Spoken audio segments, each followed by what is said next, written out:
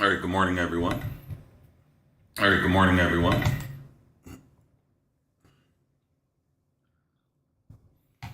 All right, let's get started.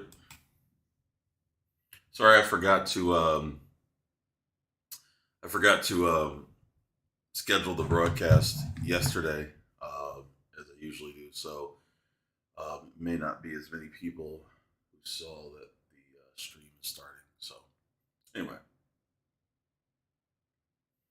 let me give everyone another minute, just in case. 'Cause I figure probably a lot of people didn't see that the broadcast is scheduled this morning.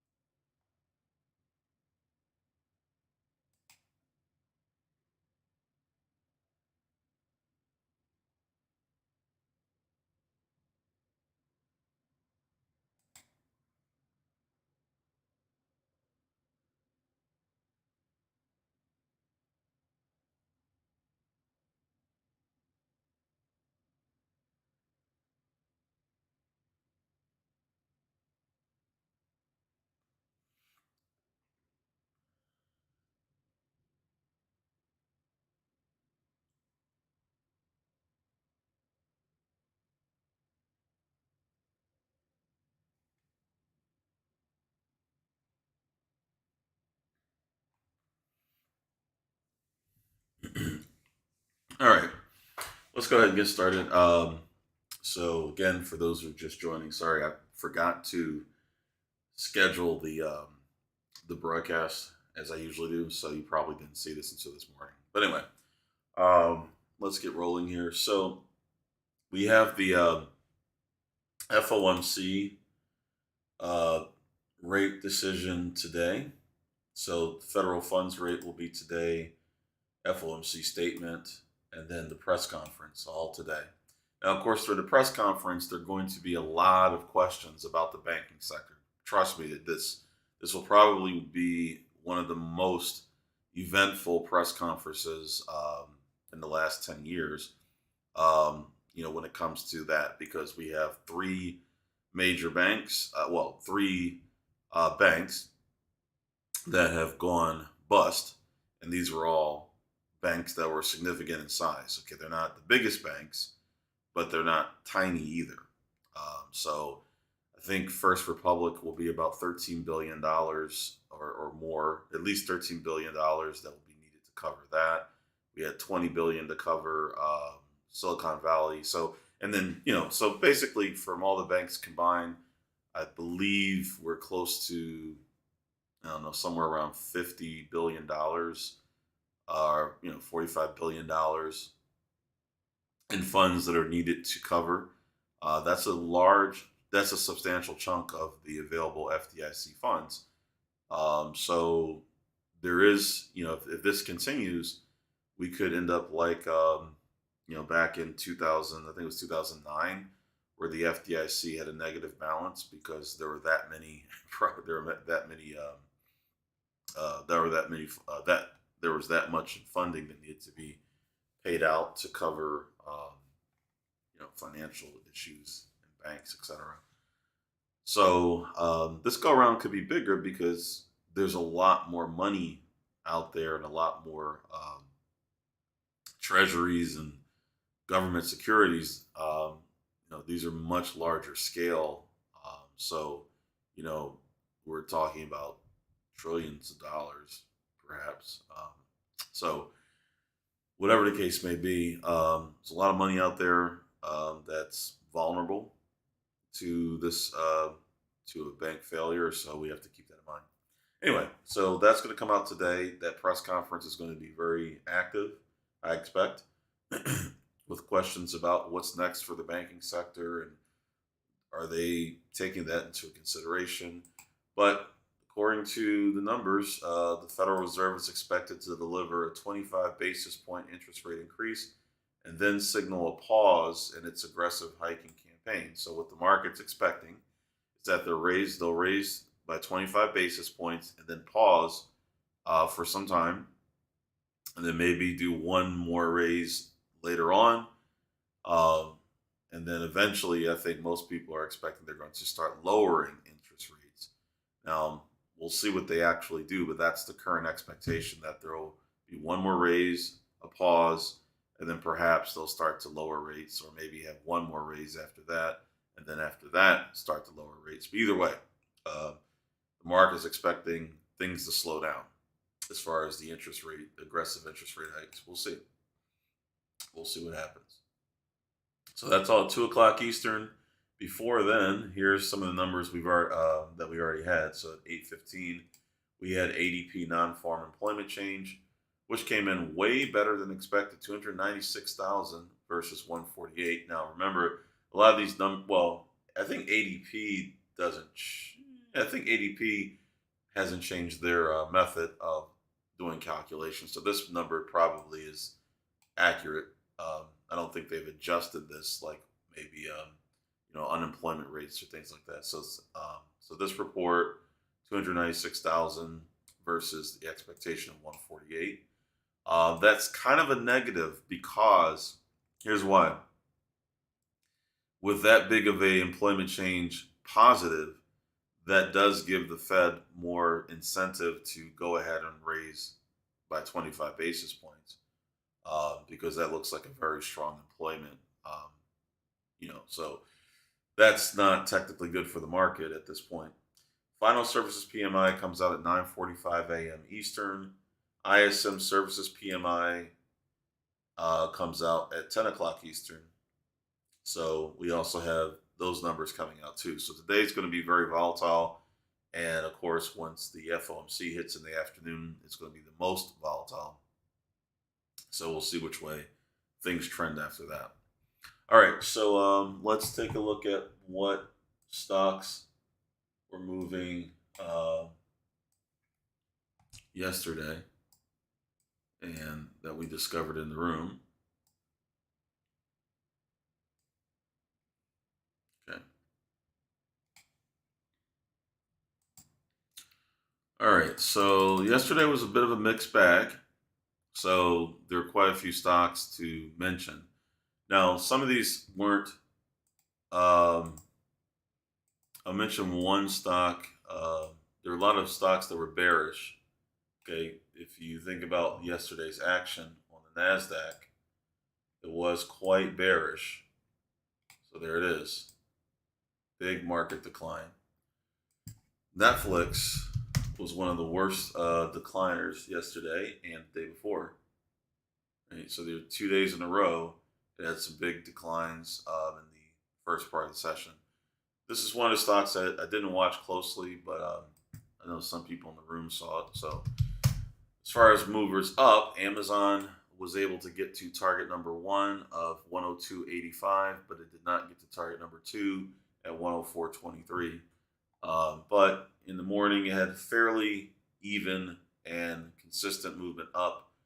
And then after that, kind of broke down, then rebounded again into a very choppy, much more difficult to trade period here. So I wouldn't expect that would have been an easy place or in time to trade, but as long as you're looking for entries after pullbacks to buy, then it should have worked out pretty well.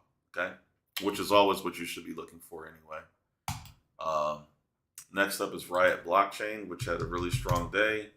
It was able to get to target number two of 1177 towards the end of the day, at the start of the last half hour of the session. But first, it went down, but quickly recovered. We saw similar action on Mara, as these two stocks, of course, are closely related to each other. Mara was not able to get to target number two, but it did get to target number one of 937.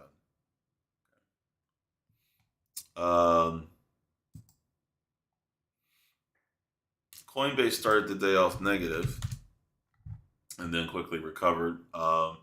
It came close to hitting target number one to the downside early on, but it bottomed out at 48.26 instead of getting to the negative target of 47.76.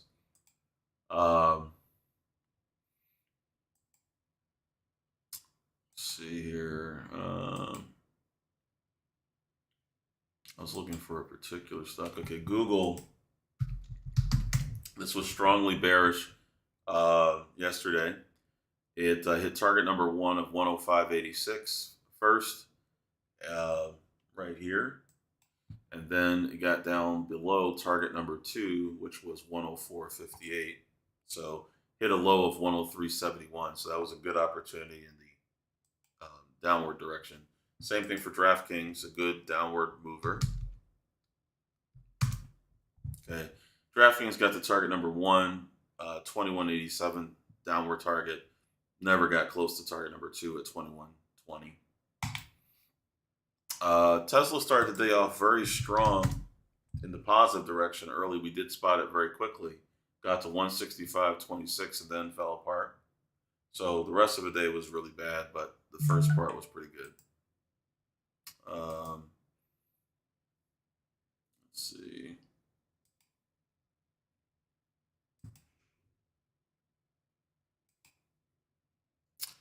Meta started the day off with a quick spike and then sold off down to target number one, which was 239.81 to the downside. As far as upward movers, TIRX was the best one of the day. Starts the day off very strong, going from about $4 a share to $7.88 a share.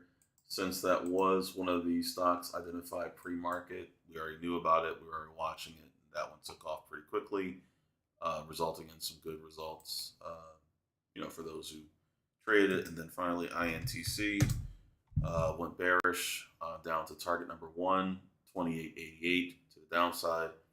And then after hours, it actually recovered sharply. As you can see, it's trading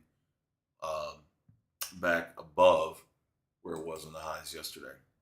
Okay, so that's our current situation. And pre-market, the Nasdaq is fairly flat, trading near previous day's close. So no indication here that sentiment has changed dramatically since yesterday's close.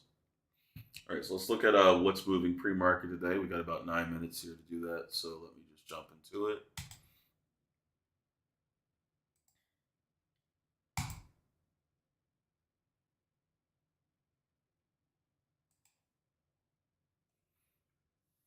Okay. So right now I have 4 stocks that are showing up on my scan. That doesn't mean that's every stock that's moving, but those are the ones that are showing up on mine. First up is AKAN. This stock is currently trading 10.1, let's just say 10.2 million shares, up 104%. Looks like a good opportunity to watch. So we're going to keep an eye on that at tomorrow's opening or today's opening bell. Also, it seems to be active in the pre-market, so it may continue moving up until the opening bell. Next up is AKLI. Currently trading about 5.3 million shares, up 48%. Looks like a good opportunity as well. It's flat right now in the pre-market, but it's staying up. It's flat, but it's up from the lower end of its range. So looks like there's some good opportunity there. Next up, I have IMGN. This is definitely a symbol we've seen many times before. Currently up 98.27%, 10.6 million shares are trading in the pre-market. This is very active right now. So IMGN is on our radar, and this is a stock that we've seen multiple times. Finally, I have PACW.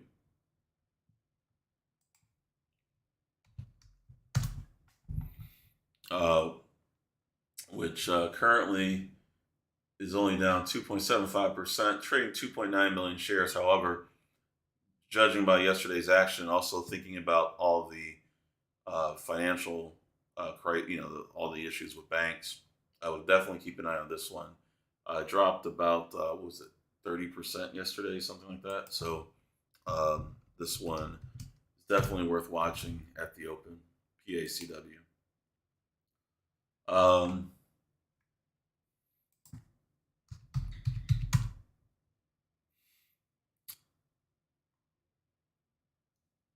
I I just saw what was it? AMD.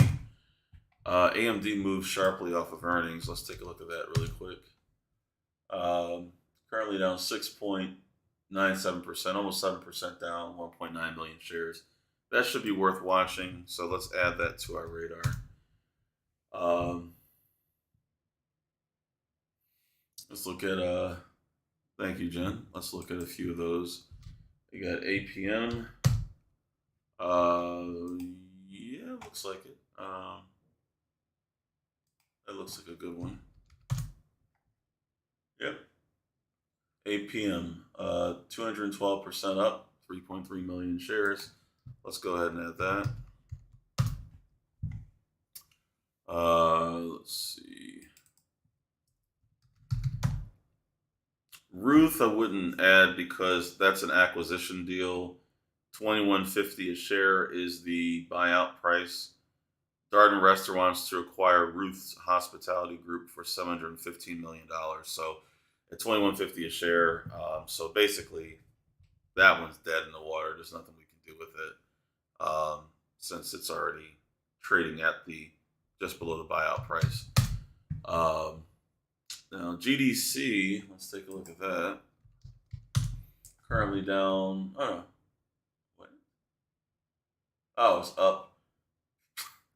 It fell so much that I was looking at this like, how could it be up? Yeah, it fell so far down that it's up 44% on the little rebound, 1.1 million shares. Um, I'll take a look at this one at the open.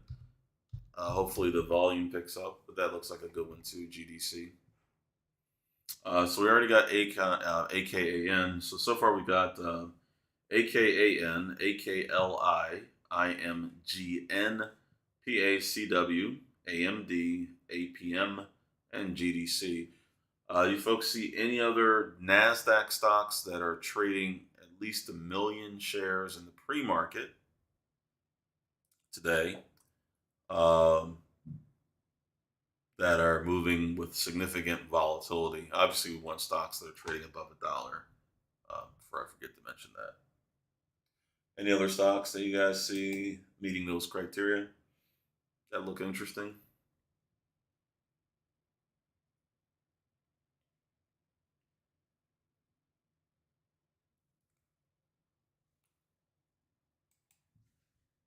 SBOX, okay.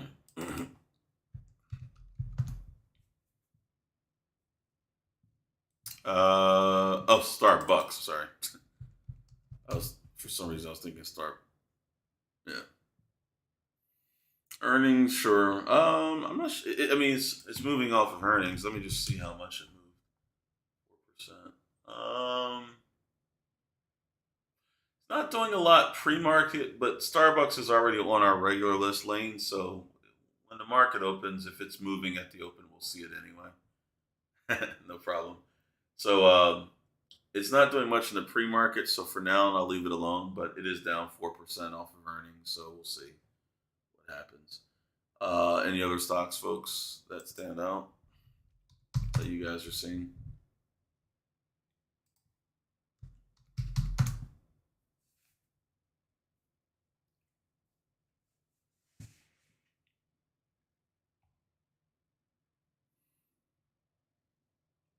Yeah, I'm not seeing a whole lot, but we'll probably get a lot of stocks to start moving right at the opening bell today.